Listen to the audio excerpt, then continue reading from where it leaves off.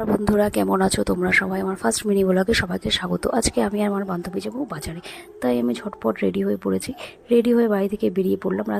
রাস্তায় উঠতেই দেখলাম কত লোকজন ঠাকুর বাড়ির দিকে যাচ্ছে, কারণ আর কদিন পরেই ঠাকুর বাড়িতে মেলা, তাই এখন দিকেই সব লোকজন যা আসা করছে।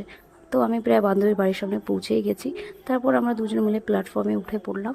তারপর বাজারের কাজ শেষ করে একটু পার্লারের দিকে গেলাম, কারণ আজকে পার্লারে না গেলে এরপর প্রচণ্ড ভিড় থাকবে।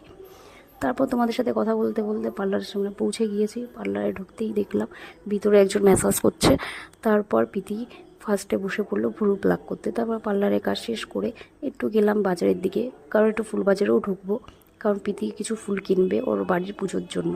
তারপর ফুল কেনা পরে ভাবলাম একটু বাজারের সামনে থেকে ঘুরেই আসা যাক, কারণ সামনে প্যান্ডেল করেছে, কারণ কদিন পরেই মেলাতে মতুয়াদের থাকার জন্য এখানে জায়গা করেছে এবং এখানে অনুষ্ঠানও করা হয়, রাত্রে গান বাজনা হয়। তারপর আমরা দুজনে একটু ফুচকা খেয়ে বাড়ির দিকে